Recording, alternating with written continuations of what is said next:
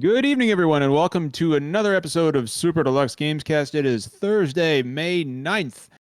Boy, oh boy, has it been a week for video games. We got a lot to talk about tonight. Most of it is Xbox focused, as you can imagine. And, if we're going to talk about Xbox, we have to have our old buddy, Sam Tolbert from Windows Central on the call. Sam, how you doing, friend? Good. I've been better. The burden remains, John. Yeah, the burden remains. Yeah. But you know what? Sam abides. Mm-hmm. Yeah, right. no, it's Sam, you were actually, before we get into the podcast and start with what we're talking about, you were one of the first ones to report all this stuff, Sam. So I immediately hit you up and I was like, yeah, Sam, we need you on, man. And I apologize for not getting back to you instantly. I was a little busy. I think, understandably. Understandable. If it wasn't obvious, we're going to talk a lot about Xbox today. It's going to be an Xbox-centric podcast. We've been playing some fun things first. Yes. Yeah, we'll talk about. Yeah, I mean, obviously, we'll talk about what we've been playing first, and then we will get into the meat and potatoes of the Xbox conversation. Britt is going to be here at 9:03. I'm guessing. 7. Britt's going to do the Brit thing. 8. It's fine. No, we got this. Are we doing like an office? I don't do a betting pool. That's not a good call. No, you don't want to. I'm not a gambler. I only gamble with my life, never my money or my friends. All right, so we'll go ahead and kick it off as we always do with what we've been playing. And you know what? I'll go first. This time. This week it's been all about Steam. I am just about finished. So basically, what I'm doing right now, Derek, is since Derek has turned me into something of a PC gamer, I have been repurchasing and beating games on Steam to get them achievements. So I'm just about. I'll wrap up Star Ocean 2 tonight. Any excuse to play a bunch of old RPGs you've already beaten 8 times. Derek, I don't need a fucking excuse to do that. I'm going to do it anyway. I'm about to tonight. I'll finish Star Ocean 2 on the Steam Deck, and then I'm going to fire up Resident Evil 4 Remake. Yeah. And after that, it's going to be Live Alive and a bunch of JRPGs that I've played before. All leading up to June, which is going to be basically my prep for Dawn Trail month. Of course, next month, Jeff, you know this, the next major Final Fantasy XIV expansion drops, which is Dawn Trail, and it starts a brand new 10-year story arc. We're finally never heard of it. Yeah.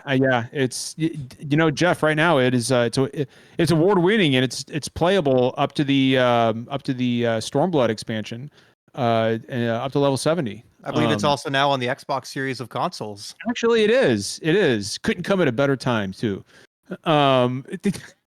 I'm sorry, but yeah, no, that's what I got going on this week. Who wants to go next? Sam, why don't you go next, bud? Yeah, I'll go. Yeah, let's sure. hear from Sam. Okay. So I have been playing 2 different things. One, unfortunately, I can't talk about for a few more hours. So hang in a little longer there. But the other one is I bit the bullet and went in on Hades 2 early access once that launched because I absolutely love the original Hades. I played the hell out of it when it first arrived, a few years back. And Hades 2 it's extremely good. Obviously, Supergiant. Obviously, there's a lot of the same stuff in there, right? Which is interesting because Supergiant's whole thing, their whole shtick has always been, we don't do sequels. So it is very interesting that they've capitalized on Hades this way. I don't want to say anything too much or too in-depth about the narrative because I know, when it's still in early access, there may be a handful of people who are wrong and holding off until the full game comes out. But what I will say is it is already big. What is there in early access is already bigger than the original Hades was at launch. There is a lot. There's a lot of zones. There's a lot of characters. A lot of really, really sexy gods. And just like this podcast. Very good, John. Very good. Round of applause. It's a lot of fun. It feels really good. It is early access, so there's a couple of things that are off. The balance with a couple of the boons right now is Well, I mean, it's not there. There's a few choices that are just objectively better, and then there's some where it's like, yeah, you would never choose this. But from what I understand, this is like early access, where it's like we actually want your feedback and we're going to change stuff, right? It's not like play the game a little bit early and we'll take your money. Which is kind of the weird thing about it, because in every other way, Jeff, it isn't early access. Like, it's a very polished experience. It looks good. It sounds good. The soundtrack, the original Hades had an immaculate soundtrack, and this one and the way they incorporate those character tunes into some of the bosses and have dynamic transitions, it's fantastic. So yeah, if you like the original Hades, you're gonna like this as well. And I definitely, I'm not always someone who recommends getting in on early access. I think that's a very buy game situation that you have to. I agree. You have to make a call there, depending on what it is. But this one, I can wholeheartedly endorse it. I definitely recommend. That actually kind of dropped out of nowhere, didn't it? It did and it didn't. So what happened is, a couple of weeks back, Supergiant explained that they were going to be running a technical test, and then immediately after the technical test, which was invite only, like people could sign up, but it wasn't a guarantee you'd get in. They were saying that after it went down, they were just going to take a couple of days and then it would be up. So people didn't know exactly when it was going to be up, but like we knew it was. They knew it was in the pipeline. Like they knew it was absolutely this month. For sure. Okay. Yeah, like, I mean, Hades roguelikes are not my thing generally, with the rare exception like something like Dead Cells. So like it's Hades. I tried Hades 1 and I did not enjoy myself. But that's just because I'm not into those kind of games. I can I can absolutely tell, like I see Derek going, man. You can look at it and be like, this is a fucking well-made game, right? Yeah, exactly. Yeah, no, it's not like a Witcher 3 situation where you look at it and it's trash, right? Shut the hell up. Like I can look 2024, let it go. I can look at Game's Hades. 9 years old. Matt Piscatella coming back on the podcast and relitigating Witcher 3 is doomed us to another year. Every time John says that, it just sells another 5 million copies. It's fine. I'm just saying, man. Like I'm just saying, like, it's much like it's like I can look at Hades and be like, this is a fucking well-made product with good combat, unlike The Witcher 3. So I'm happy for everybody that's enjoying it. I'll go next unless Sam's playing anything else. Nothing that I can talk about. All right, that's fair. I want to hear what you can't talk about, but we'll get to that later in the week. I'll go next, I guess. Funny timing. I've been playing a lot of Xbox. So story time. Basically, like I've had all my systems in the basement here, which like where I'm podcasting from. But like there's no natural light down here, which is great. Like I can get it really dark for games and movies, but like especially in summertime, like I kind of want to be gaming in like some nice sunlight and stuff. So the other thing is like my Switch doesn't look great on my 75-inch TV. And honestly, neither does my Series S. So I moved my Switch and Series S upstairs to my office where I work, set up a little gaming station up there. It's really nice and cozy, really enjoying it. And it kind of like forces me, so to speak, to like play those systems more. Not that I don't enjoy them. I just like when I'm down here, I kind of default to my PC and PS5. So it's been a good excuse to kind of reconnect with my Xbox, with my Series S. Actually, so prior to this, I was replaying Fallout 4 because the show came out, and I understand that's just what people are doing right now. I was playing that on my PC. And Sam was like, you should wait for the update. I was like, I'm going to get a head start on it. The update came and my game won't launch. Just crashes to desktop after the update dropped, which is, from what I understand, for the PC players, pretty much. I know the update has problems everywhere, but like especially on PC, it was hit pretty hard. I don't even have any mods, so gave up on that. I was like, you know what, I'm out. PC's taking a break. PS5's taking a break. So I've been playing lots of stuff on my Xbox, mostly backwards compatibility. I've been replaying Oblivion, which like I've been talking about it on the Discord, and Sam's been chiming in like, we love the Elder Scrolls, but like Oblivion's some bullshit. Oblivion is some BS. It really is. Yeah, but like I love it for that. Yeah, exactly. In the way people call it Stockholm syndrome, but in the way that we love some of these games, like it's I'm having a really good time with it. It's most people know like Morrowind's my favorite. I love that world. I love the biomes. I love kind of the series has gotten like a little bit more mainstream, a little less like they've sacrificed some stuff to build the user base, and I can appreciate that. But I like I like that Morrowind will let you just kill any story NPC and completely lock yourself out of the quest, where like now you can only knock them unconscious. So so I played a lot of Morrowind, and I played a ton of Skyrim.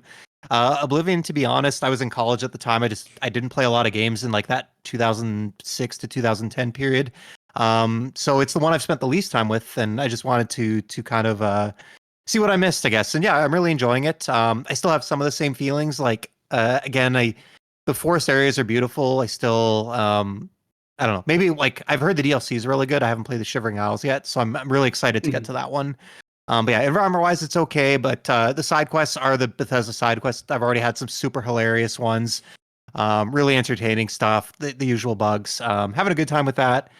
Playing Skate 3, because I subbed to a month of Game Pass, and that's on EA Play. I did not know that was X enhanced, so it's looking pretty nice on the Series S.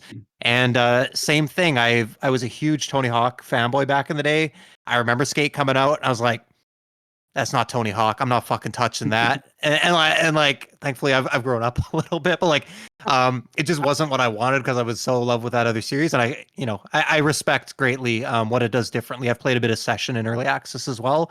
I can definitely see where the inspiration for that came from. But yeah, Skate 3, just fantastic game. It's like a really nice blend of simulation and arcade, where I think Session is like too realistic and too difficult. Skate, the level design's really good. It's really natural and intuitive to string together some nice combos and stuff like that. So really enjoying that one. And then today I picked up Little Kitty Big City. It's a little indie game from Double Dagger. I hadn't heard about it. I think I saw it in like a Nintendo Switch ad or something like that. It's a little indie. It's what you expect. It's a little janky. There's not much in a to big it. city. Well, It's literally just what it is. as Like, advertised, doing cat things, knocking shit over. But you know what? I put in about an hour or two with it. My worry with these games, like I always appreciate the work the devs put into it, but a lot of these little games make really fun and amusing trailers, and they're just not fun to play. Yeah, like to me, I mean, it's simple. It's a simple game. It's a little rough around the edges. I'm sure it's made by a small team, but like, it is. I think it is fun to play. It's basically like a collectathon. So, it's more or less like a platformer, I guess. So it's about exploring the city, and you're finding feathers, and you're finding little. They call them shinies. So a shiny can be anything shiny. A little bottle cap, a little bobby pin. you You just collect, like, batten it. dead birds and leave them on doorsteps? No. Okay, all right. I think the sequel will be a little bit darker. Okay. So you might want to wait for that one. When you talk about a cat collectathon, that's immediately what my brain goes Yeah, to. So I'm trying to- non-violent. Yeah, very very wholesome. But no, it's good if you just want like chill music, roam around a city and you're a cat and fuck shit up and collect some stuff and make some friends. Yeah, give it a look. I think probably like $25 US, and it's also on Game Pass. Can I be like an asshole cat? What if I don't want to make friends? Like, what if I just want to run around and fuck shit up? That I don't think you have an option not to be an asshole. So far the quest objectives I've had are go into a store and break all the jars of jam. So this is like Cat Theft Auto. To collect feathers, it's actually some of the mechanics are very complex. So to collect feathers, you don't just find the feathers; they come from birds. But you have to lure the birds. To lure the birds, you have to knock people over who are carrying sandwiches for lunch, steal their bread from their sandwich, and then use the bread to lure the bird so that you can then attack the bird and get the feather. Hold on a minute. Did this cat fucking escape from like a laboratory where they were making animals hyper intelligent or something? That sounds like a normal cat to me. Yeah, cats are very smart. They just do not give a shit about anyone. Is this like Rise of the Planet of the Cats? Like, what the fuck is happening here? I would watch that. So I feel like there's one more, but that's basically just that's what I've been playing. I've been having a real good time. Nice. All right. I guess it's me then as the last person. Britt's not here yet. Yeah, well, I'll try to save time for Britt. So I've been playing. I have had not a lot of time to play video games, which is like a sentence I'm getting tired of saying with my stupid schedule. But I have played a couple things. I finished Tales of Kenzera Zao, which I had mentioned starting 2 weeks ago. We didn't really talk much about what we've been playing last week. It was kind of a very different vibe. Yeah, the vibes were different. Very different. Sure. But I finished Tales of Kenzera Zao. Really enjoy it. Not quite as subversive as I thought it was going to be story-wise, but I really enjoyed the story. It's very obvious it comes from a real, like, personal place of pain and grief and, like, trying to, the feeling of, like, trying to come to terms with how you grieve the death of a loved one. But yeah, very good. It's described a lot of times. Oh, there's Britt. Hey, Britt. Oh, there's Britt. I may have slightly overslept when I took a nap. I figured. Okay. Yeah. It's okay. Britt, I'm not sure if we're getting the right microphone. You're probably not. There Hold we on. are. There we are. There, It that's just better. wasn't pointed at you. Yeah. Okay. All right, we're good. But yeah, so like I said, I've been playing Tales of Kenzera Zao. It is, like I said, narratively, I'm very happy with it now that I'm done. I think it's got a very fun combat system. I think that it's like platforming stuff is very fun. I would say the main things to say going into it is there are some real kind of random difficulty spikes, where the game goes from being pretty digestible by your average audience to being like batshit hard. Especially there's a couple of like Ori style like chase or escape sequences that are brutal. And then there's a couple of combat sequences that are like randomly insanely hard. It's also definitely way more, what's the word I want to use? It's way more like narrow than a lot of Metroidvania type games. Like it's very linear. And your opportunities to explore are limited to a couple of like extra collectibles that you really don't need to beat the game by any means. But you know, it's fun to play and the story's good and the art style's wonderful and you know, excellent little indie title. The other thing I've been playing is when I beat Tales of Kenzera, I went back to and continued playing Super Robot Wars Original Generations for the PS2, which is the remake of the two GBA games, one of the best like tactics RPGs of all time. I'm gonna try to get John to play it. I'm gonna fail. I know I am. I don't know why I'm Probably. trying. Yeah. Yeah. Never mind that John loves Japanese-made like tactics RPGs. He's just not gonna because I recommended it. No, it's not that. It's just like it's an anime bullshit. Don't and, you know, say like, that about yourself. John, you have played so many anime bullshit ass games and like so much. Like you can't say that Chrono Trigger is not anime bullshit. No, I mean, so here's the deal. Or Tactics Ogre. Or if it's based on an anime, no, if you played it when you were a teenager, it's not anime bullshit. Like we know how this works. No, no, that's not what I said, Derek. I said if it's based said, but it's what's true. No, if it's based on some anime bullshit, then I just can't. It's not based on some anime bullshit. It's completely original, John. It's completely original. It's completely original. That's the whole point. It's them making an original thing instead of making something that's a bunch of anime crossover stuff. It doesn't matter. Like, see, that's the thing. John's already made his mind up. Yep. I'm gonna convince one person to play one of the best tactics RPGs. Super Robot Wars Original Generations. It's a PS2 game, which means figuring out how to play it these days is difficult, but there are ways. It's extremely good. Actually, Brit, one of the major characters, is one of the most Brit core characters ever to be created. All right, you sold me. I could explain later. Derek, aren't you the guy who recommended Battle Tanks to me? No, I recommended we play that for the charity stream because it would be funny. There's a difference. I didn't say it was a good game. That I just want to say did not end up funny for me. It was well, that's true. It ended up being significantly more awkward, and a lot of us tried to laugh through how like fucked it was. But nobody knew that was a thing that was coming. I forgot. Women are used for breeding. It's horrible. Fucking Derek, Battle Tanks. Are you also the guy who recommended Hyperdimension Neptunia to me? Oh, because I knew it would be painful. That's different. I wasn't like, John, you're going to love Hyperdimension Neptunia. I was like, John, you're going to hate this, and it's going to be so funny to subject yourself to something this painful.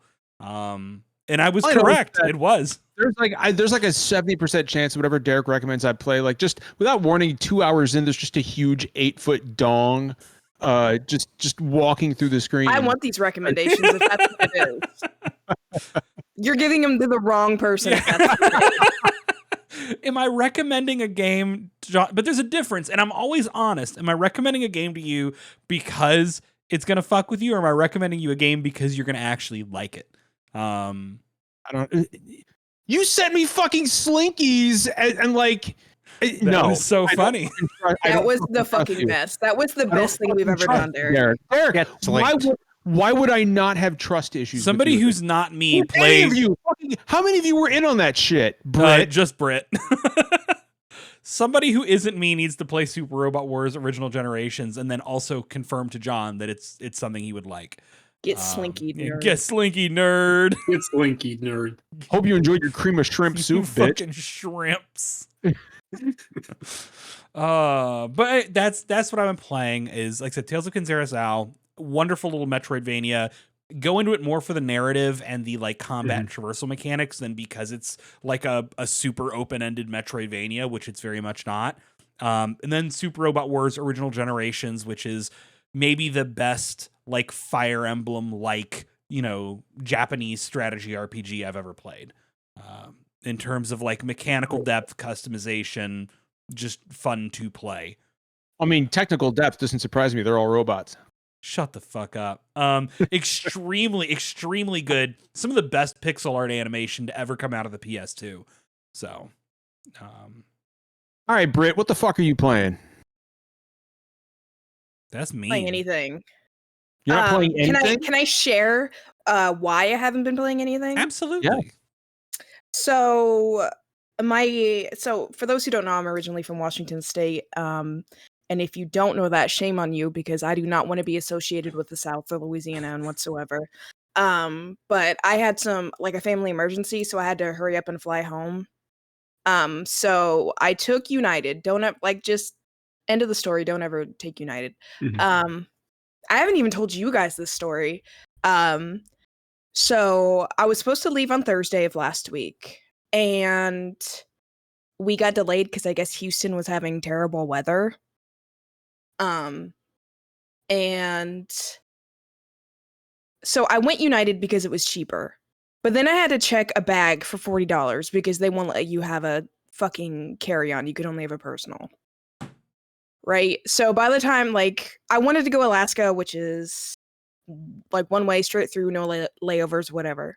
But I went with the United because it was cheaper, and then it ended up not being cheaper. All this to say, my bag is on the airplane. From New Orleans to Houston, I have a connecting flight to Seattle. Well, Houston was having terrible weather, I guess.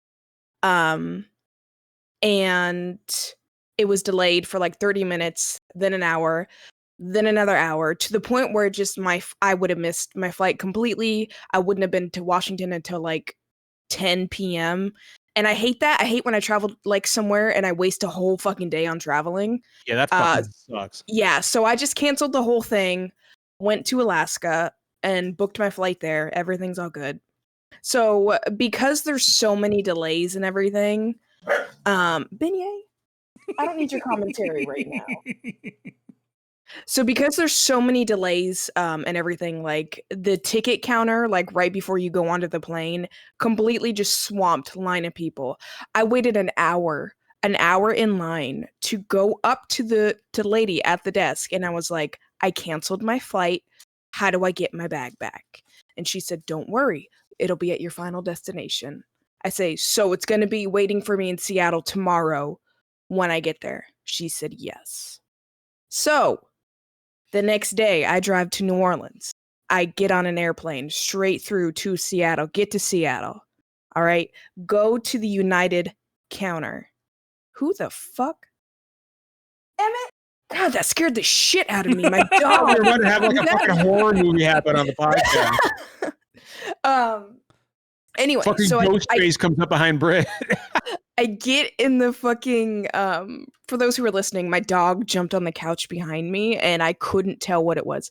So I get to the United counter and I'm like, I am supposed to pick up my bag here. They were supposed to ship it here. I give her my little bag number from when I shipped it. She looked it up and she goes, "Oh, it just landed in New Orleans." And I was like, cool, love that. They were like, yeah, because you canceled your flight with United, they just sent it back to New Orleans. And I was like, well, they were like, we can send it here like today. And I was like, cool, are you going to drive it to me? Because I'm not about to drive my happy ass another hour and a half to come back and get my bag. And they're like, no, you have to come back and get it. And I was like, cool, it can stay in New Orleans then. And I was like, I'll just pick it up on my way back. And she said, no, you can only hold it for 3 days. And I was like, okay, so somebody has to drive to New Orleans to get my bag. And she was like, correct. So that had to happen. So needless to say, I have been playing no video games. I traveled across the country with no fucking clothes. And that's what I've been doing. I played Balatro on the plane, and that's about it. Oof. Yeah, I know. I Hey, am It's the sorry. worst game I've ever heard of.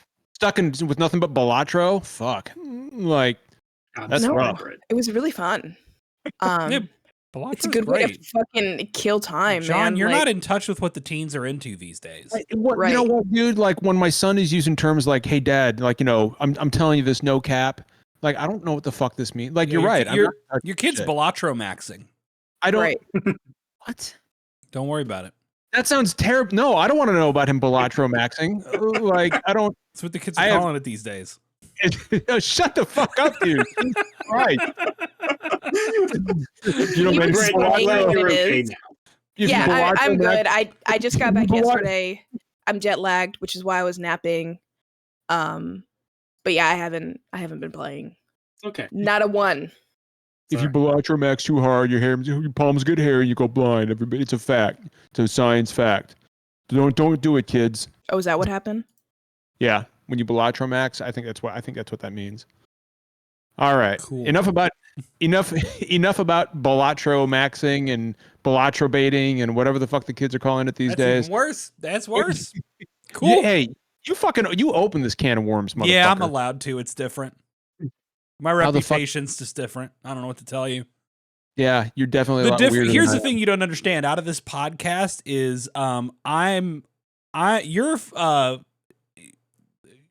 you're fucking John Favreau and I'm John Lovett, right? Like that's the dynamic here. And I'm allowed to say the crazy shit and you're not really. So Is this good or bad for me? It just kind of is, honestly. don't worry about it, Lib. It just is. Okay. Fucking lib.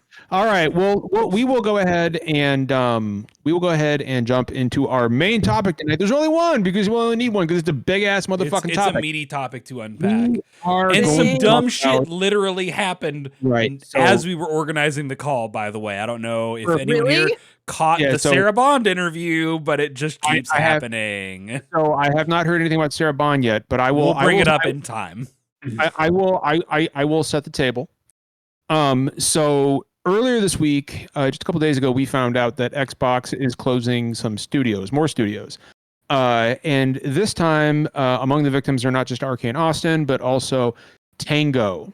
And as everybody knows, Tango is a studio responsible for games like the Evil Within franchise, which is a fucking stellar pair of survival horror games, but also the much more recent Hi-Fi Rush, which was both a bona fide critical and commercial success. So they And- closed and they're- Arcane Austin, which was obviously like most recently Redfall, Redfall, but also right. like Prey, Dishonored. That one Then hurts. Tango Gameworks, which primarily known for the Evil Within, and most recently Hi-Fi Rush, also Hi-Fi Ghostwire Rush. Tokyo. So just between the two of those, some of the most unique games ever created. Yeah. Yes. A studio called Alpha Dog Games that I'm not as familiar with. They made a mobile game called Mighty Doom. They were a Nova Scotian team up Gotcha. in Canada. So And then Roundhouse Studios, who I'm not familiar with at all, they're basically going to get absorbed into ZeniMax Online Studios and become like an Elder Scrolls Online support team. this was just like, the tip of the iceberg, right? Like everybody was just completely baffled at this news, especially Tango, considering that Microsoft had hemmed and hawed and made a huge deal about wanting to pick up Japanese studios and have Japanese studios make games for the Xbox. And their first Japanese acquisition, which was Tango, puts out a critical and commercial darling. And just last year, I think what hits the hardest was just last September, Xbox executives like Phil Spencer were out at Tango playing games with them and celebrating.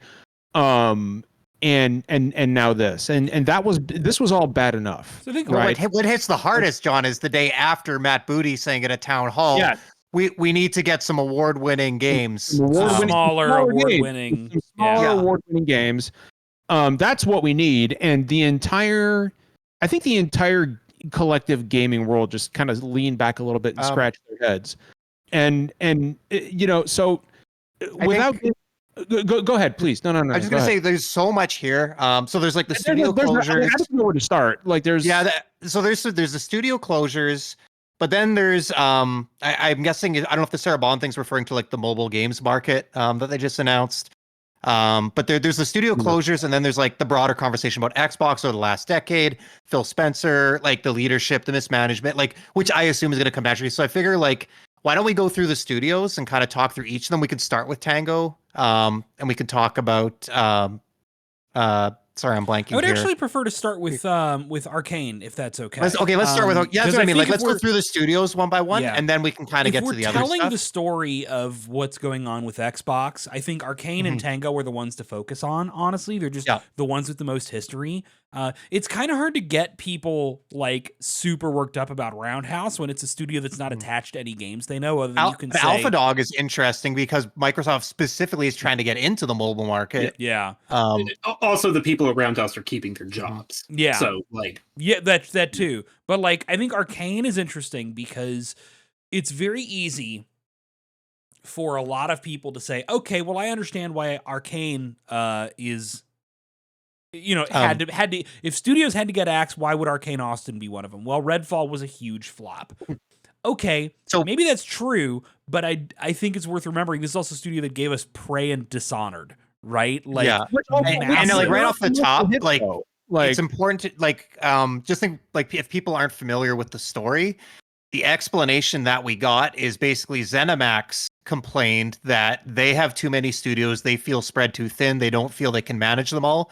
And from what I understand, Microsoft or Matt Booty, their team said, okay, our solution, instead of hiring extra people, giving you more supports, is that we're going to close studios and we are going to select the studios that are the furthest away from shipping games because we don't want to cancel games currently in development.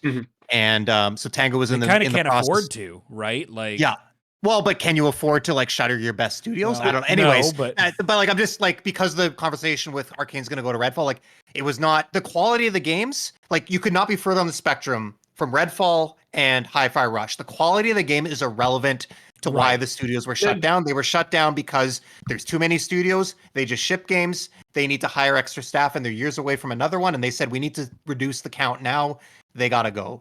So I didn't mean to cut you off. No, there, you're correct that like in the end, the quality of the games means nothing. I just can understand why like uninformed commenters would go, well, Redfall was bad. Of course that would be one of people them. were worried about Arcane, right? Yeah. I would say that morally is still indefensible given the past output of the studio, and that a studio shouldn't have to worry that one bad release, a release that by all accounts, they did not want Redfall to be the game that it was. Right? Like they didn't want to make that. That's what they were made to make. And of course it was a flop when it's a thing that was not in the vein of the kinds of games that they had previously made and enjoyed making and wanted to make more of. So it's like you kind of, ZeniMax put a gun to their head and told them to make a weird online live service co-op sort of game. And that's important to note too. I think it came from ZeniMax, right? This was pre-acquisition. This wasn't Microsoft coming in and being like, "You need to do this." Yeah, right. But like for that even if it was the case that it was because of the game, like I think it would still be indefensible. But you're right, because Tango Gameworks also got and Hi-Fi Rush is maybe the one like unquestionably big win Microsoft has had in terms of first party output in a very long time. Sam, you may have, and not just opinions. Like good game, but like all everyone talked about was how unique it is, how there's nothing else like this out there. It wasn't no one makes games like that anymore. Yeah, it felt like someone cut out a PS2 Dreamcast era type thing, and then like a Jet Set Radio, like that kind of. Exactly. I saw Britt queuing up for comment. Yeah, go ahead. I was just going to say, wasn't it like up for so many awards last year? Yeah. It was a Game of the Year contender, right? It's the only game that, and this is no shade to Xbox, this is just my personal interest. It's the only game that I remember Xbox coming out with in a long while that was so universally loved and good, and that's that another I had problem. actually heard about. Yeah. That's a whole other issue that we'll get to. But you know, and I just actually saw the whole Sarah Bond thing, and talk about being thrown to the wolves. Yeah, we'll get to that. Yeah. Yeah. But yeah. so a lot of people have been saying, well, this is the end for Xbox. This is the end for like, and it's like, that's hyperbole, sort of. It's a little more complicated than that, but Xbox, like the brand itself, has some real fucking problems right now. And these are problems that have, like, I don't think it's hyperbole to say that this is the most dire set of circumstances Xbox has been in since inception. I think this is worse than the locks. To me, it feels like the worst since that 2013. I'm not comparing it. Like, I don't think they're there, but like since that 2013 Matrix stuff, it kind of feels like over the course of the Xbox One, it's like it's been rocky, but like it's been like you can draw a graph upwards in terms of like, you know, public image and like quality. But like definitely it's like, I'm curious to hear Sam's take on all of this stuff. Me too. I guess like if you want to give us just your, I'm sure Sam's got like. It's a lot. There's a lot I could say. There's a lot I am going to say. There's a lot I have said about this. I know, Sam, and I want to just stress to everybody listening, like as an Xbox fan, like that's your primary platform. I know that you are upset. Yeah. So, no, you're correct. But the thing is, it's like it's very difficult to like even figure out the angle to attack this from. So I'm trying to be as all-encompassing as I can. Sure. What I'll say is this: Derek Derek, you and Jeff are correct. That's what it comes down to. Is if this had just been Arcane Austin, I think people would have hemmed and hawed and been upset. God knows I would have. I mean, Prey and Dishonored are two of my favorite games of all time. Dishonored 2 is objectively one of the best games of all time, for the love of God. Sam, if I could cut in real quick, I still think to this day the Clockwork Mansion is the greatest example of clever level building in games. And 2 was mainly Leon, but the point I'm making is Arcane is just, they're a very unique team. I've always had, you know, a strong passion for them. And then Tango, with what happened with Tango and the way John Johannes really like led the team with Shinji Mikami, you know, departing last year and sort of proved that, hey, we can make great horror games. I mean, he's the one who directed The Evil Within 2, but we're not pigeonholed into that. We're not the horror game team. We can do other stuff. To me, it's all endemic of a larger problem, which is, and to be fair, this is something that I don't want to turn this into a games industry whining thing, but the rest of the industry is having this problem as well. But it's bigger for Xbox because of the vision they've sold, and that is pivoting around just large games. The fact it's like, oh, your next project is 5 years out, and you're not named Bethesda Game Studios, and it's not The Elder Scrolls 6. Oh, well, that's a problem. Or you're not named id, and it's not the next Doom. Okay, that's a problem. That's not good. That is a serious issue, and it speaks to a larger concern. Big franchises don't become big franchises overnight. They start with smaller things. Now, I'm not saying Hi-Fi Rush was ever going to be The Elder Scrolls or Doom. That's not the point here. But the point is you have to cultivate and nurture that kind of stuff. If you have a success, you build on. If you don't have a success, okay, well then you give a team another stab. You know, like Austin was looking to pitch something similar to either another Dishonored game or just some immersive sim type experience. And I think like part of people's frustration, Sam, is the mixed messaging. Like, yes, it just feels to directly contradict. Like it was just 2 months ago that we got the business update. Right. And specifically, they didn't name the games, but you knew what they were referring to. And their reasoning for Pentiment and Hi-Fi Rush ports was like, in Phil's words, you know, driving this extra value will allow us to fund sequels, to like, you know, basically to help these games sustain themselves so we can continue to invest in them. And it's like, that was like 10 weeks ago. Like, people surfacing old statements where they're like, oh yeah, Hi-Fi Rush exceeded expectations by every metric. It's not an old statement. It's not even a year old. That's the thing. It's not an old statement. There's the other one that's going around, I think, from a documentary like about the Lionhead closure, and there's quotes, and it's not that old, and it's quotes from Sarah and Phil. These are the same people. So like it's a few years ago, but like these are the people. They need to own it, and they're saying like, we learned a lot of lessons from this, right? You buy a studio for what they're good at, and you help them do what they're good at. You don't try to make them do what you want to do. I think it's like more than just the closures. It's just the perception that like they don't know what they want, and It's the reasoning people are suffering. It's the reason behind it. Yeah, that's the thing. Because you said even earlier, Sam, like we hate layoffs, right? But like business is business. Like I mean, I'm sick of defending. I'm sick of defending them, but there are. It's not defending, there are right? some To acknowledge reasons in the capitalist society that like, you know, businesses exist to make money, and if businesses didn't exist, we wouldn't have jobs. And like, yeah, at the end of the day, like it's unfortunate. It's just always going to happen. I don't think it's defending it to say that, but like, you can, you know, if it's like, you know, pandemic, restaurants are all closed, people get laid off at a restaurant.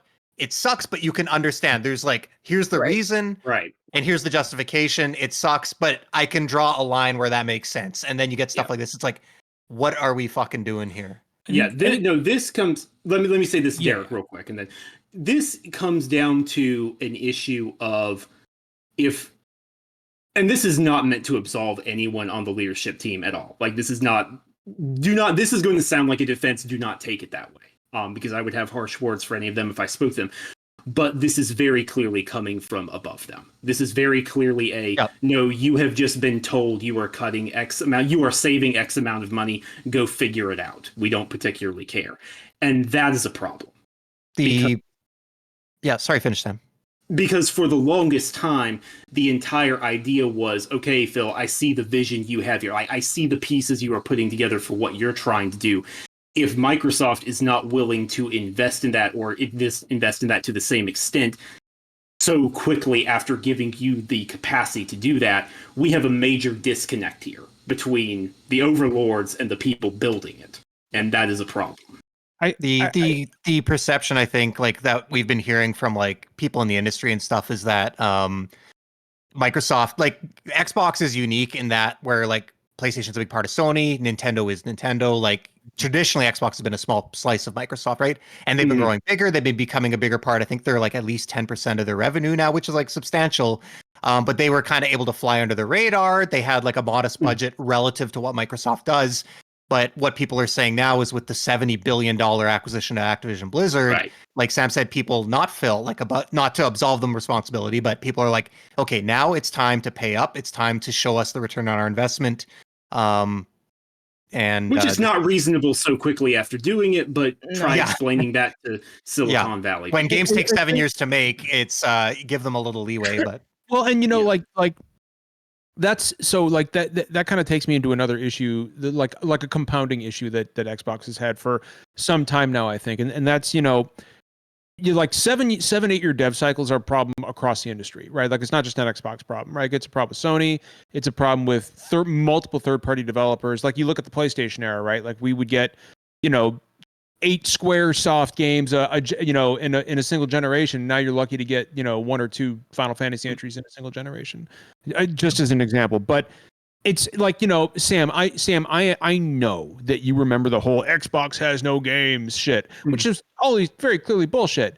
The problem isn't that Xbox doesn't have, it's not that they don't have a lot of games.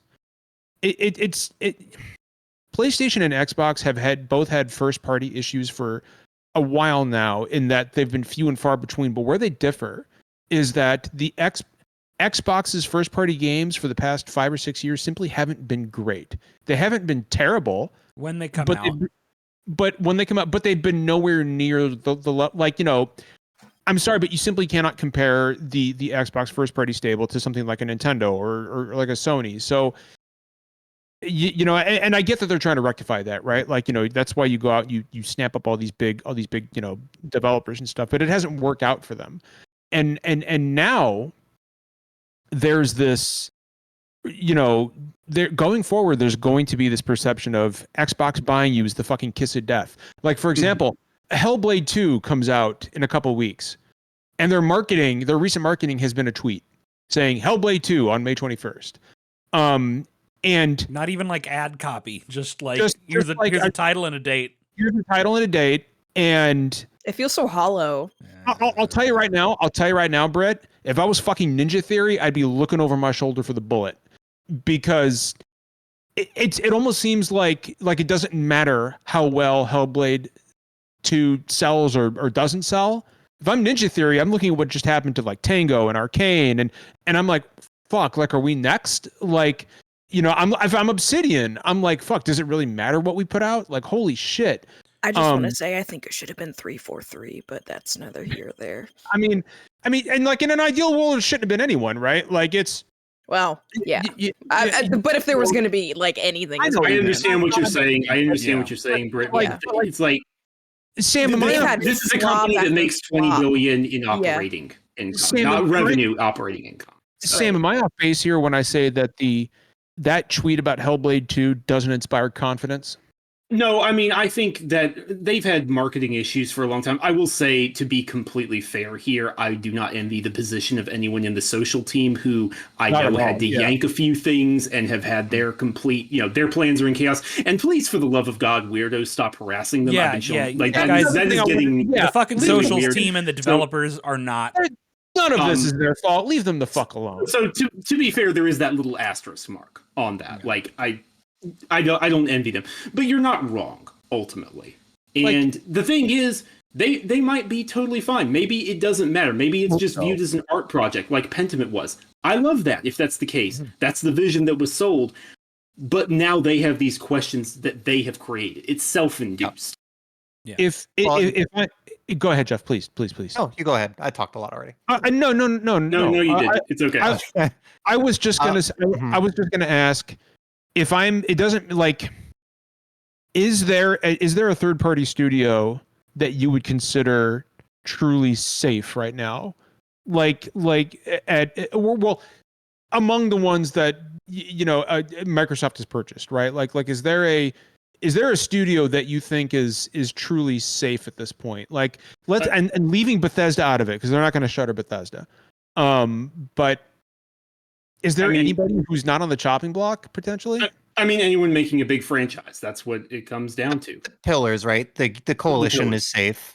Playground is Horizon safe. 5 is utterly massive. Playground is safe. Yeah. 343 has already been gutted. That's the thing. Is they no. I mean, you're not wrong. Which is. Well, that's another conversation I don't want to get into right now. But like Sea of Thieves is utterly massive and it's exploding on PS5 is what Rare is. Yeah, I'm glad. State of Decay is quietly a massive game. Undead Labs is fine. Mm-hmm. Derek, I see you've had a finger up for a long time, so I know you want to let you finish your thought, I didn't notice, man. I'm sorry, man. No, it's okay. I was just gonna say, like, I mean, I think like focusing on who may or may not be like next on the chopping block is probably not like, because the reality is that like it kind of feels like nobody's safe, right? Like if I was at Blizzard, I'd be terrified. If I was at Raven, I'd be terrified. Like it doesn't matter, right? Because I think that in a lot of ways, Tango is kind of the lens like through which you can understand everything that's wrong with this situation, right? Because there's so many angles by which you can observe Microsoft shuttering Tango where it looks bad, and there's not a single angle where it makes sense. If you're somebody who's been paying attention to the industry for a long time and paying attention to these conversations about layoffs, you are somebody who's spent the last year getting more and more furious with giant corporations laying people off just to save money on this column of a spreadsheet, no matter how short-sighted it might be. And now you've seen Microsoft lay off a small and affordable team salary-wise, right? It's a Japanese team. The yen is tanking right now, which means that it's an extremely cheap studio to keep on hand, who just gave you your biggest win in ages, and they're getting shuttered literally just because they finished a game and hadn't started a next one, so they didn't have anything to cancel. So from that perspective, that's infuriating. From a more casual perspective, you're literally just looking at why did you can like the people who make some of the most unique games and the stuff that everyone likes. That looks bad. If you're a developer in this industry, right, or a potential partner for Xbox, this is an angle I've not seen many people take, but I do think it's important to note. If you are a potential development partner and you see what happened to Tango and you see the ways that higher ups at Tango, multiple higher ups at Tango have publicly shown their frustration with this move, and everyone is saying how bullshit this choice was. That does not inspire a willingness to work with Microsoft in the future. That kills goodwill with anybody that they don't currently own. Which, like, Microsoft wants to talk about how much they want to partner with Japanese studios and get Japanese games. Well, A, you shuttered your one Japanese studio, but B, you also did it in such a way, and you did it to Shinji Mikami's baby. Yeah. Like, guess what? Most of the Japanese industry is not going to ever work with you again. Not only that, but I mean, buying a Japanese studio, if you're an American company, is fucking hard enough as it is. It is extremely difficult to pull off. And the fact that you did it, you went through all that shit and you shuttered them. Yeah. Like, but again, there's no major Japanese creator who, like, you're not going to get a Final Fantasy game on Xbox ever again, because why would you? Not now. Because even if it was an option, you're now seeing, like, that's the reputation you've gained. And I think that maybe objectively the reveal of the Xbox One was more damaging in terms of it was something that was truly disastrous economically to have to walk back. But I think that what has happened here with these studios, and especially with Tango and what that's done to their reputation, is going to basically cripple their opportunity for growth here forward with any kind of development partners that doesn't come from them having to buy up studios, right? Like, that's it. They're not going to get those partnerships ever again. Cultural cachet is difficult to define, but Larry Herb, Major Nelson, who was at Xbox for a long time, once said that trust is built in drops and spilt in buckets. Yeah, and that phrase has stuck with me for a very, very long time. Like, I don't like the word never and impossible. Those are the two most dangerous words in the games industry. And the only times I'm wrong is when I use those words. But you have built a problem. You have built a massive problem that it feels like and I don't even like using the word feels, but that's where we're at, right? It feels like there should have been someone just screaming, hey, stop. You do not understand how damaging what you are about to do is. And there's two possibilities to that, neither of which I like. One, someone wasn't doing that, which I don't like that possibility. Two, the people who were doing it didn't actually have any say in the matter. And I'm not sure if those two is worse. Mm-hmm. Someone? No, go ahead. I was going to say, like, the other thing I keep thinking about, and other people pointed out too, there's a really good Eurogamer article from earlier today. The headline was not inflammatory, but, like, it was like, what is the point of Xbox? But, like, it was a really well written article, and it was basically, again, it's back to the mixed messaging, but it's kind of like, okay, like, Phil's been at the reins, like, generally, like, this post Xbox One era, we've been at it for a decade now, and the mission keeps changing, right? Like, first the mission was, we're going to go for those big exclusives, the traditional way. Okay, that didn't pan out. Phil's big pitch for Game Pass, that's kind of we're still in that era, but, like, Matt Piscatella on Twitter keeps pointing out, like, not just Game Pass, but, like, subscription growth is kind of flatlining. And the other problem is, like, Microsoft doesn't release any numbers, so it's hard from us to measure any metrics of success. But I think even just, like, for people in the industry, they don't really understand, like, and it comes back to these, like, studio closure, like, how do we even define if a game is successful? How does Microsoft even really have a good way of defining it? The theory was, like, hours played on Game Pass, subscriptions brought in that month kind of thing. And there was a post from, I think, a former Microsoft and EA person. Sorry, I don't remember the name earlier, but, like, a really good breakdown of, like, kind of how the Game Pass evaluation system works. And it's like, like, current state, like, right now, today, big game drops, it's up there for a couple months, and then things kind of settle back to normal. And it definitely, I mean, we can't think of anything else other than, like, we know that a lot of games do very well in Game Pass and still sell a lot of copies. Like, Game Pass doesn't mean your game doesn't sell. It does help a lot of games. Forza 5 did incredible on the service, but, like, I do think, like, Hellblade 2 or, like, Hi-Fi Rush, like, I don't know, they sold well enough, and by all Microsoft says that they're successes, but the actions don't line up with that. And again, just, like, Like, how do you trust any PR statement coming from How do you- Microsoft coming How do you forward? trust anything Yeah. from them? But like, where are like, what is your business model? Like, how is this That's- working? That's the thing. And Jeff, unfortunately, what I would tell you is I don't think they would know what the answer is. I don't think they Mhm. could give you an answer right now. I think there was an answer very shortly, even just a few months ago. I think they could have told you Yeah. an answer. I know people are memeing on, and they should, to be clear. Like you should meme on, you should Well, drive it the up. multi-platform But stuff when- seems like one facet of that. No, right? that is Yeah. one aspect. An aspect which I endorsed at the time, and I said people were. It's still I good. like the idea of bringing a game over a year, 6 later, whatever is the case may be, per budget, and saying like, okay, hey, we're done with this. Like, Yeah.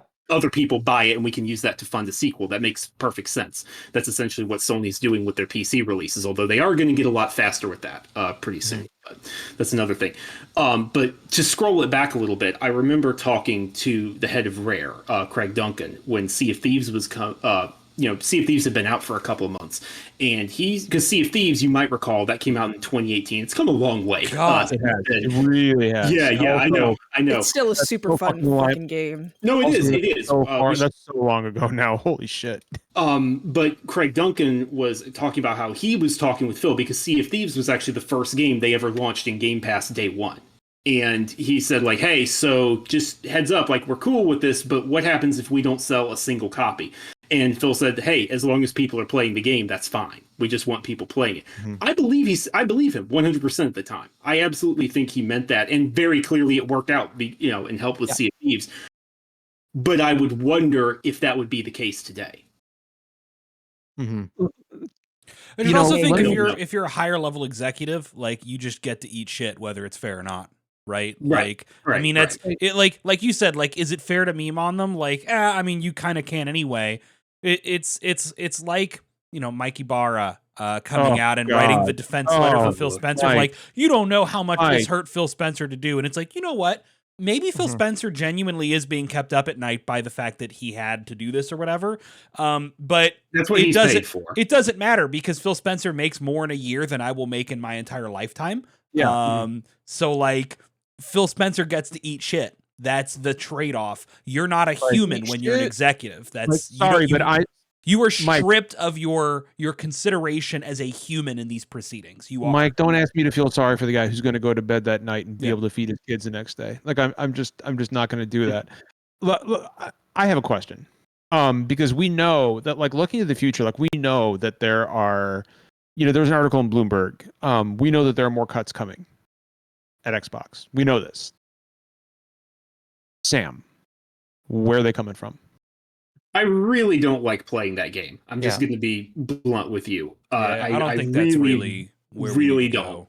go. I think the situation is ghoulish enough. No, not saying you are just like I don't.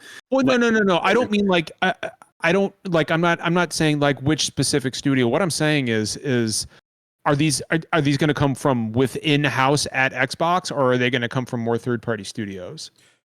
Well, they haven't been third-party studios. They've been first-party. They're he owned means- by Oh, Microsoft. yeah, I guess they are all for Like, I guess Yeah. they are all. He clearly means first party. Yeah.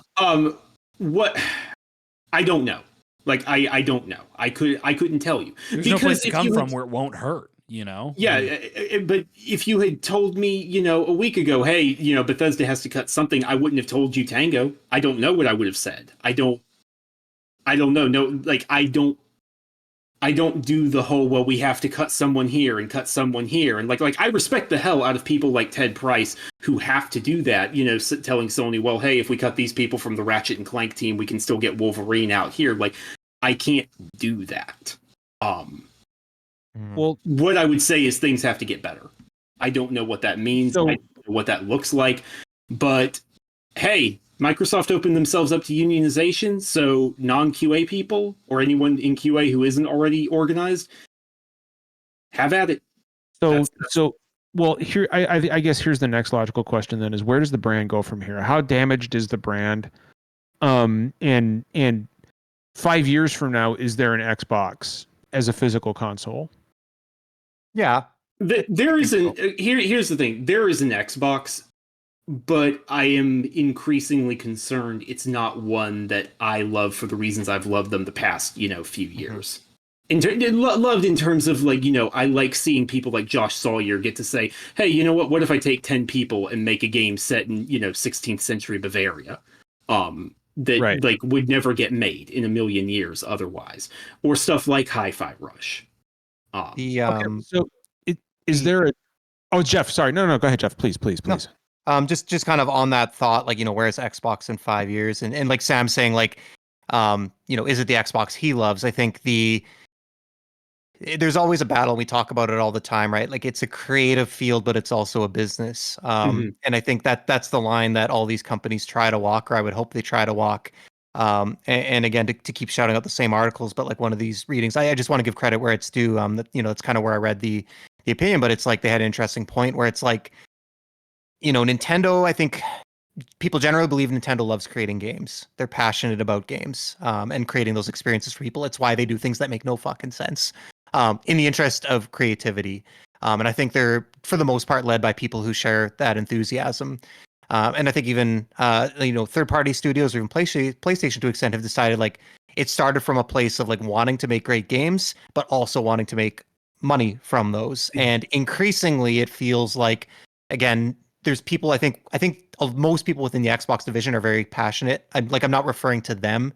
We're talking about Microsoft as a whole, but increasingly it feels like Microsoft is saying, we want to make money. The games industry is a big avenue where we can make money. How they're working backwards, right? Yep. They're trying to solve the problem backwards. How can we make money off of this industry? And when you come from the top down like that, rather than just starting by making good games, that's I think where a lot of things are falling apart, because they're chasing the dollar sign. It's funny because like that's true, but I still think, and this speaks to like how bad the management is and has been at Xbox for a very long time.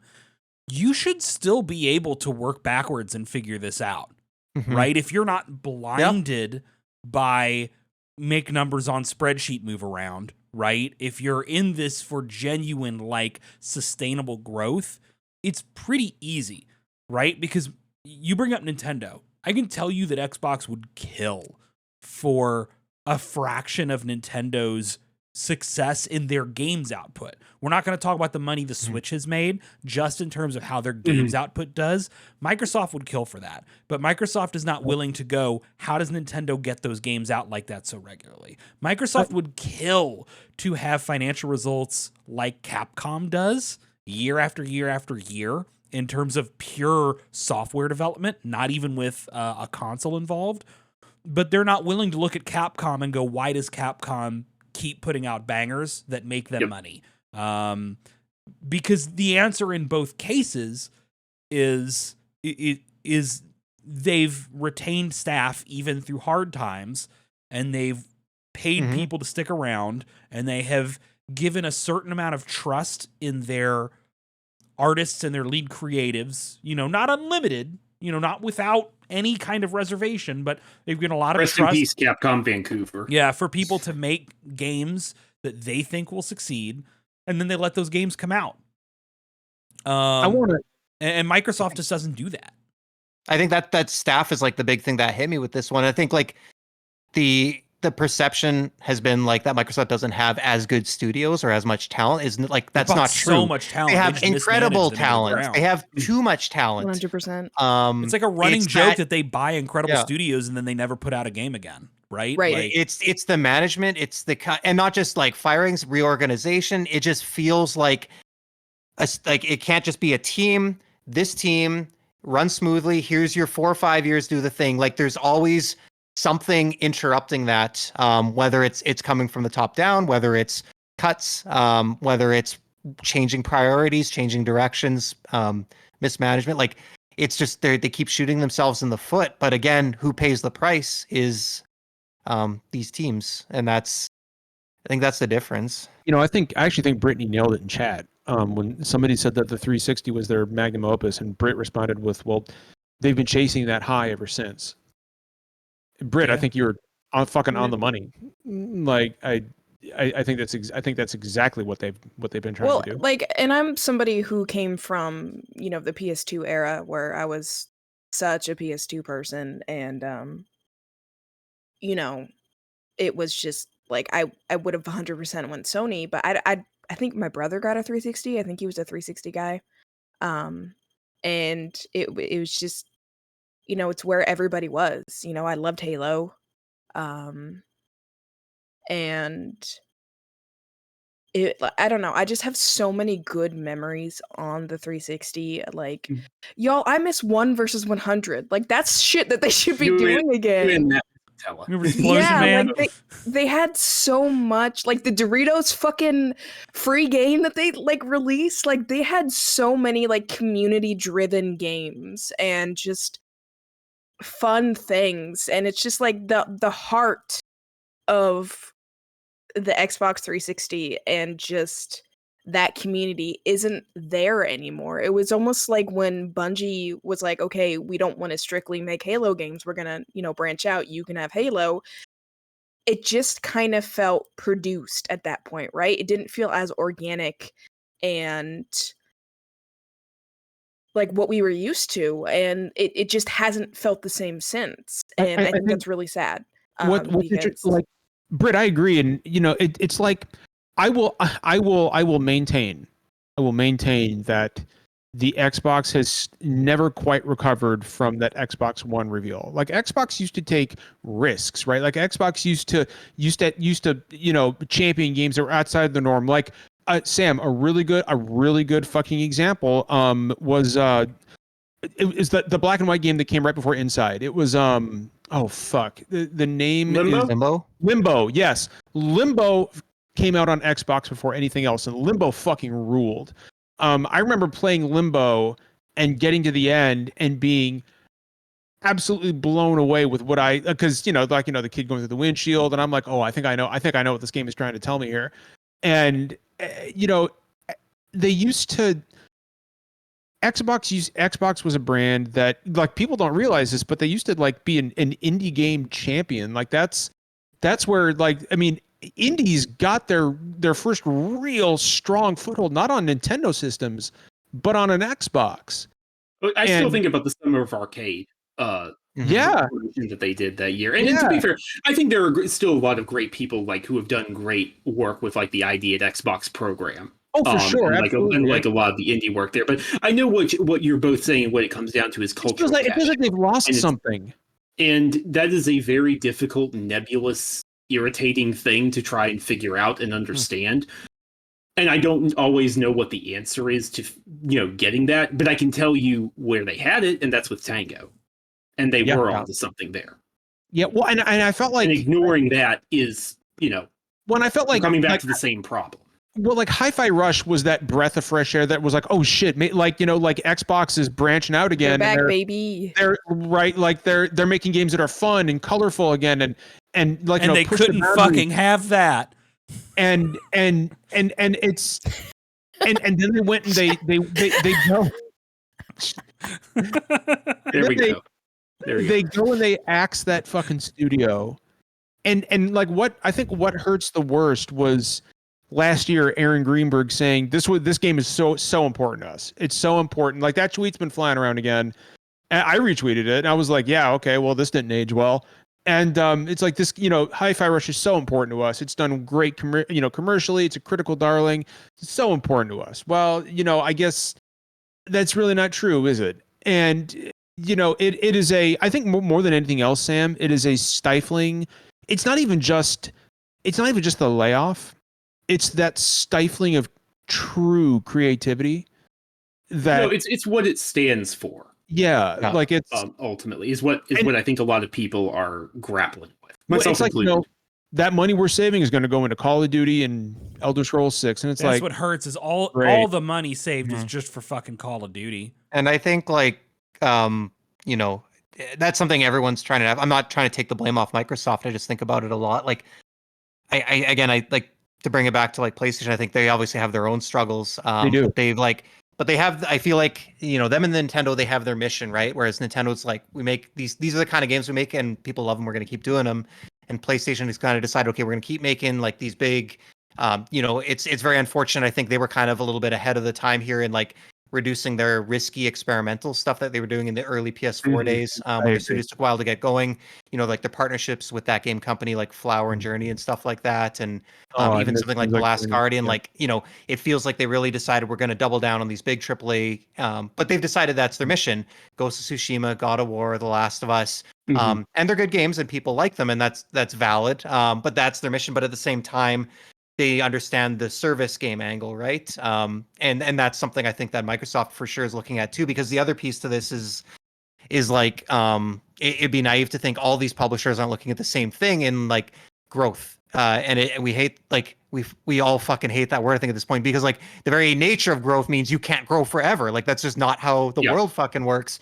But everyone's obsessed with it, and like the problem a lot of these companies are running into is like they've kind of reached a ceiling where you're competing for people's time now. Like Yeah. there's only so many hours in the day. And again, to shout out our friend Matt Piscatella for the 100th time, like he tweeted I think earlier today or yesterday, like here's like the top played games: Fortnite, Minecraft, Call of Duty, Grand Theft Auto 5. Like people are so entrenched in these titles, like almost like the games are now the platforms, and that's why we're seeing the console walls kind of Mhm. open up a little bit because they're looking beyond the hardware now. Now the games are the platforms. So as a platform holder, the platform you hold is not the PS5 or the Xbox, it's Call of Duty or it's Fortnite. And the end goal is to have people in your ecosystem, on your system for as many hours of the day as you can. And again, I think Microsoft is deciding like you don't get there with Tango GameWorks, you don't get there with Hi-Fi Rush. That shouldn't be how it works, right? It should be I want a diverse library to bring people in who enjoy games, but they've decided to double down and focus on, in their words, the big IPs, the big studios, because I think they know that's how they're going to get people's time. Hundreds of hours into Fallout, 100 hours into Call of Duty. And it's kind of depressing when you think like the whole entertainment industry is that, right? Where like even like movie studios definitely aren't run by people who care about movies now. They're run by people who want to make maximum profit off of streaming services. And how do we get there? I don't. But sorry, go ahead.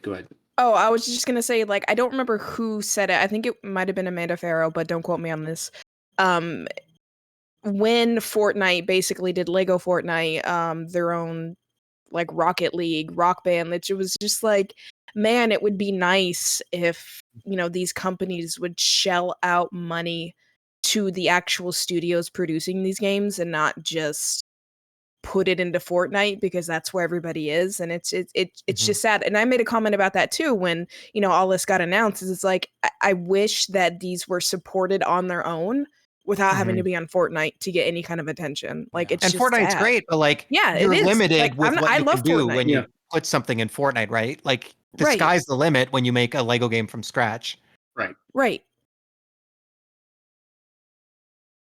Yeah, I don't know what the just going to what you're saying, Britton, especially like what you were saying, Jeff. Matt Piscatella is correct. He's talked about the Hydra at the top that's eating everything. I think I told you in Discord, like I had to scrap something I was working on and start over. It has a lot of quotes from him. It has a much more dour tone now.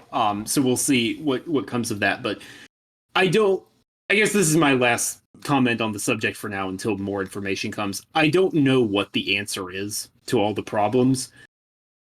But it really sucks to me. It's really disheartening to me that the future that was there, that was like within grasp, was tangible, that Xbox was going for, isn't what they're going to be anymore. And that is what is hurtful to me. I think it was like just last year I was saying like, it felt like we were so close to being such a healthy state with like the big three, because like Nintendo's off in their playground doing their own thing. They don't care what makes sense, right? And everyone loves it. And Sony's got their thing going and it's really good. And Microsoft has kind of carved out their own niche with like Game Pass, and like they finally got like all these big studios. They got some really diverse stuff, like everything from like Grounded to like even the smaller stuff. Oh man, I wish I'm drawing a blank. Like they had like a tactical game, not Homeworld, Homefront 3? No, nope, different one. Are you talking about Total War Warhammer 3 when they had that on PC Game No, Pass? but sure, that one too. Or like right, but like even they did like Age of Empires 4 not that long ago. They got, like all these like almost like double A, and like Psychonauts 2. Like it just felt like such a variety of stuff. And they'd really like, even though they weren't the biggest player, it just felt like everyone kind of had their spot. And like you said, Sam, it just like it feels like we were at that dream, and then like all the multi-platform stuff, it's like the walls are coming down, like, and it's like, but like fuck, like where are we going now? Yeah. We had it, and it's falling apart in front of Yeah. us. Is I think where people are just so dismayed. Exactly. And So- like this, I think the sad thing is it's kind of happening across the board, right? Like Mhm. not just in the video games industry, but I mean, look at, Paramount, Warner HBO Brothers. Max, like canceling all these like indie cartoon shows and just completely removing them from the streaming platform. Mhm. It just feels like the little guys are getting erased, and it sucks. Mm. Like The imagine like Uzumaki having a piece of cartoon. art, putting it on display, Mhm. everybody loves it, and then just it disappears. It feels like You know. the bare minimum should be like, if like Sam said, I don't know what the answer is either. We don't know the answer, and obviously they don't even know the answer. But like, Right. while you figure out the answer, the bare minimum should be to like, if you exist to make movies, let people make fucking movies, and when they make them, release them and make decisions based on results and what makes sense. And the same with games, right? Like, if you're a games company and your mission is to make games, like, trust in the process, trust in the product, and again, just do things that make sense and do things that are logical, and that people can understand, and have faith in the process, and have faith that like it's being conducted in good faith, and that decisions are going to be made that while they may not be good, they may at least be fair to some extent. Because like Derek said, like how does anyone trust what Microsoft says or does? Like, what's the morale like at these studios when it's like, does it matter if our game's good? Like, does it matter if the game's bad? Like, if you come to them now and it's like, okay, like when we ship our game, how are you going to measure, like, if it does well? They're not Mhm. going to be able to answer that. And why would you believe them? Right. Exactly. I think Again, Right. it's a self-induced problem. Yeah. I think that bringing up Warner Brothers Discovery is actually like kind of a brilliant like side piece of context to to bring up, because I think that what's been going on with Warner Brothers Discovery in particular has been so eye-opening to a lot of even like casual like nerds who don't get real deep in these kind of discussions, and seeing them rat fuck so many movies and shows in so many ways has kind of taught people who normally don't pay attention to this stuff the cynicism that can take place in this industry when management truly doesn't give a fuck. And one of the ways that like that has obviously made me a more cynical person in regard, and I'm already not exactly known for my optimism about upper like corporate management at these sorts of companies. But I remember talking to John about this right after we heard about what happened to Double Fine, or not Double Fine, although Double Fine, God, fucking dude. to Don't let Tango, anything happen to excuse Double me. Fine. But I remember going, they could have sold Tango and they could have cut Tango loose, but instead they killed everyone's job. And the reason they did it that way instead of selling them is because if they sold Tango, they might not be able to say that they still own The Evil Within, that they still own Hi-Fi Rush. They'd have to lose those things. Microsoft wants to take the path where they can cut the cost, but keep the intangible and inhuman element, the IP, right? The thing that can be part of their stable and can be slapped on a poster. Don't get me wrong, Microsoft's never going to make The Evil Within 3, right? If you love The Evil Within, that game might have existed if Tango was sold to another publisher, and it won't exist now because Microsoft retains ownership, but will never put a team on it. Yep. They simply won't. And it hurts to see that and also realize that that is very possibly the future for even studios like Blizzard, right? I may never see another StarCraft again because if Blizzard gets hit over and over again with cuts, anything Microsoft has bought is staying in that black hole forever. They're never giving any of that up. Derek, it's interesting that you mentioned that, and I want to like really quickly loop back to talking about like, stifling creativity and stuff like that. There was actually an IGN article that dropped a few hours ago, talking about, Phil Spencer and the battle for Xbox's soul. And the author of the article said, I spoke to two former longtime Xbox employees separately, and both lamented the current state of the business. One told me prior to this week's awful studio closures, I had lengthy conversations with a bunch of Xbox founders, and we all came to the same conclusion. It's no longer Xbox, but Microsoft Gaming. And that just sounds so depressing and sterile. I think and that was dire. inevitable, Mhm. right? It's because it was Microsoft Gaming from the beginning. Microsoft was just willing to let it be as loss leader for a little bit, in order to see if it would spin up profit. But the problem is when you're owned by a company like Microsoft, that can only last for so long.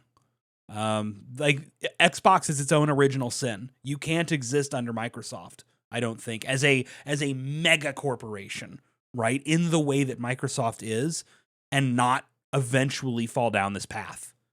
I think you have to be an arts company, right? And treat the games as arts. You have to be arts first and foremost, artists first and foremost, or at the very least, arts as content in the way that much of Hollywood is these days, which is much worse, but at least sort of functions.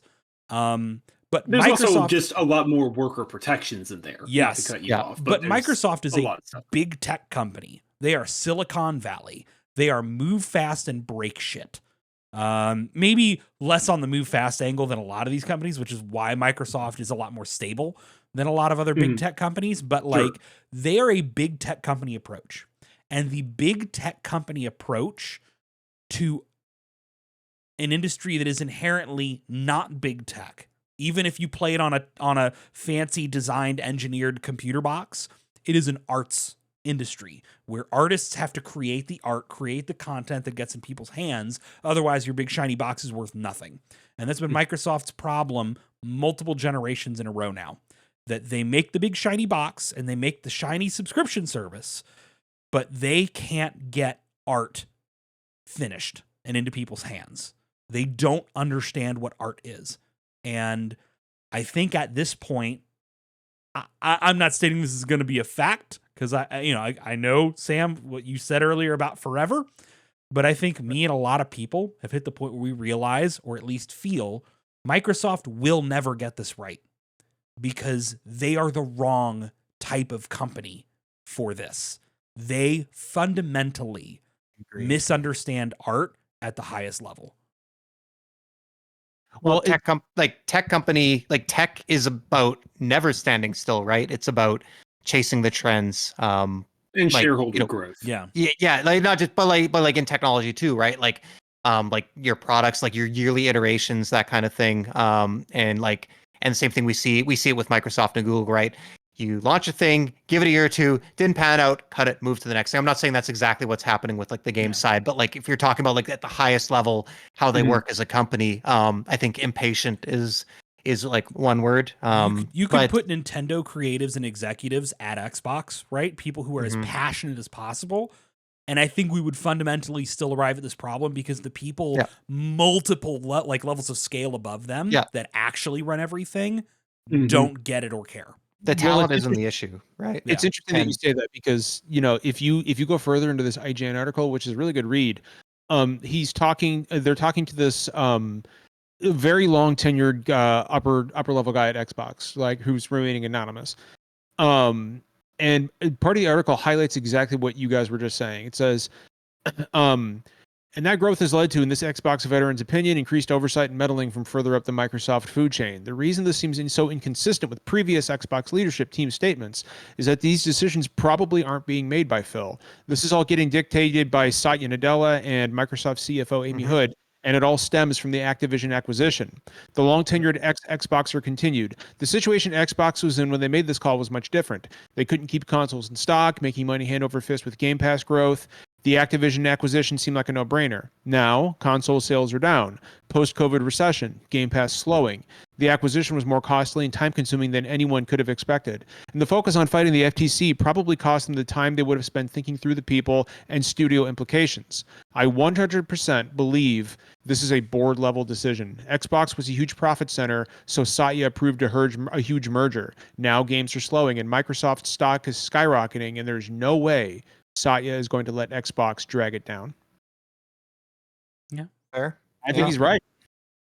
I think he's right. Because at the end of the day, and I agree, Derek, when you say that Microsoft is the wrong company for this. Yeah. Because at the end of the day, Bill Gates never cared about this. Satya Nadella doesn't care about this. And that's not to say that the higher ups at Sony do, for example, like per se, but Sony also has generally, I think, not kept anywhere near as tight a leash on its developers as Xbox has. Also, PlayStation is so much more important to Sony's business Sony than Xbox right, is yeah, to Microsoft. For sure, right? Like PlayStation is the golden calf for Sony at this point. So I've got one last question for Sam then, with that in mind. And this is, golden. I want Sam to answer it first. What am I saying? What who knows? I wasn't sure where you were going with that, but I was into it. Do it. No, I've got a question for Sam, and then after Sam answers it, I want to kick it off to the group, and I want to start with Brittany after Sam. Sam, at some point in the future, 5 years from now, 10 years from now, does Microsoft spin off the Xbox brand or sell it? No, I don't think so. But again, it comes back to what does it look like in terms of, your focus on big franchises. I'll just repeat that in a bold italic font. Okay. Anybody else have Brittany? Anybody else want to opine on that? I'm with Sam. I think I don't think the games, if we talk about Xbox's games, I don't think they're going anywhere. Even long before Xbox, Microsoft has always had some hand in games, or if you call it interactive entertainment, right? Sounds funny coming from me, but for example, Microsoft Flight Simulator, right? That has been around since I want to say the late 80s, early 90s, long before Xbox existed. And I don't know how old the first Age of Empires is. I don't know if that was always Microsoft. I believe so.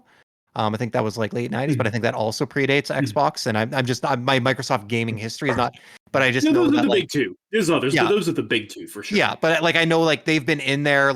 It wasn't just Xbox came on and they got into games.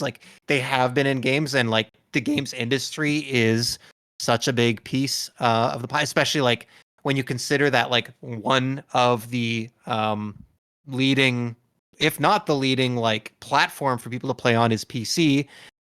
I'm going to wager 95% or more of which gaming computers are Windows based. And I don't think that's going to change. It hasn't changed in 20 years or 30 years. I don't see it changing anytime soon. So I don't think they can ignore that, given that they are the primary platform and they're always going to want some way to leverage that power. But Xbox as we know it today, I don't know what it feels like it's already kind of changing, and I don't know what it'll look like in 10 years, but it does feel safe to say that it's not going to be what it is right now.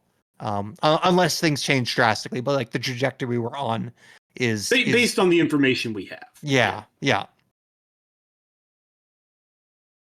I mean, my answer is really simple, right? Exactly like I said before, of Microsoft cut everybody at or Microsoft laid off everyone at Tango rather than cutting them loose or selling them because they wanted to retain ownership. Doesn't matter what happens to Xbox. Microsoft is going to keep Xbox, even if they drive it into the ground, which I don't think is exactly what's going to happen. I think that's overly dramatic, but they're not going to let Xbox be its own thing.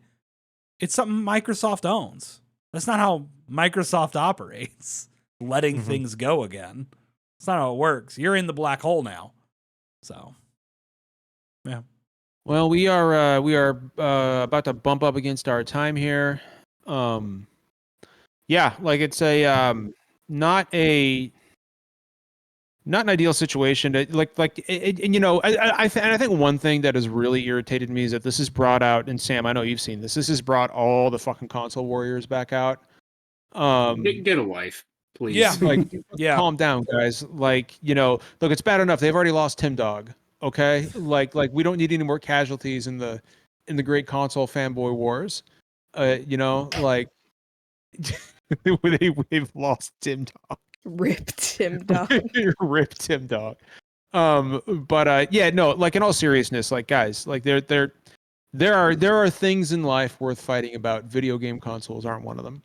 And I knew that this was going to happen as soon as it did. My first thought was, oh, this is terrible for everyone involved. And my second thought was, fuck, all the console warriors are going to get spun up about this. and you don't really need to, because honestly, like, bad things happening to Xbox is bad for the entire industry. Like we should all want a healthy industry. And anybody championing layoffs or one company struggling, like that's not something that anybody should be celebrating. If you and if you do, then I'm just gonna posit that you don't really love video games. You're just an asshole. That's what I think. Yeah. But Sam, as always, pal, dude, thanks for joining us, man. No, absolutely. Hopefully next time under happier circumstances. Yeah. Hopefully. Well, hey, you know, So Sam, we got Summer before Games the Fest. Game Awards, then. Yeah. Good. No, that's I don't a good think we're approach. That's streaming good. the Game Awards this year. I don't think I have it in me to do that one. I'll do it. I'll do it. I'll do it. We need the commercial. I'll do fucking- a I'll wrap do up, it. but I think I'm done giving that motherfucker airtime, but that's okay. I'll do I'm gonna it. stop other people. I'll fucking do it. But Sam, where can people find you if they want to find you? Yeah, so, they should want to find you. You can find me on Twitter at Samuel Tolbert. You know, it's my name. It's easy to find. Hold on, I'll just have to take a moment to let you in. It's all right. However, I would prefer you find me over on Blue Sky. You can find me over there, and I'm still hopeful like that place gets more traction because it has a lot. The bar is in hell, but it has better moderation, and trolls just aren't as much of a thing. Bots aren't a thing. You don't have to live with. Oh, John, what was it? It was absolutely beautiful when you mentioned your son playing Wolfenstein. My knock photos in profile. My knocked photos in profile. Like I was like, I literally for I don't anybody like who how doesn't good know, you are at that, man. I'm not. Not It's a great. part of me that doesn't feel good hearing that accent. Even if Germans are just like a real people and not Yeah. like, but still, They can deal with it. They can deal with Yeah. it. my knocked photos in profile. But, No, for anybody who doesn't know what Sam's talking about, I mentioned the other week that my son was playing Wolfenstein. Just casually mentioned it, like, yeah, he's killing Nazis for the first time. He's playing Wolfenstein. All the porn the bots were in fucking- German. Fucking porn bot showed up in German, and I was like, what? Dude, I almost fucking lost. Like, I sent it to That's Derek. incredible and also really fucking sad. Yeah. I sent it to Derek, and he was like, fucking what? This site Like, is so fucking cooked, like, dog.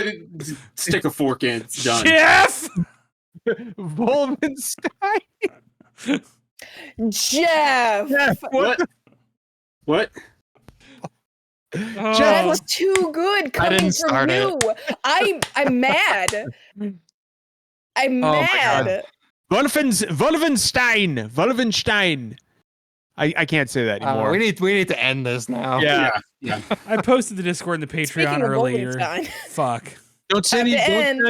Don't send anyone any knocked photos. Yeah. Okay? Don't do it. Thank you all for joining us this week. We're gonna raid our good buddy Anoriand after this, so if you are still awake, stick around. Yeah, it's his and, birthday. Go tell him happy birthday. days. We'll do a little raiding. Yeah. I don't know. Fuck. In the immortal words of John, usually kindness costs nothing, but apparently not laying people off costs everything. So take care and don't be a C-suite executive. Photos. Bitch.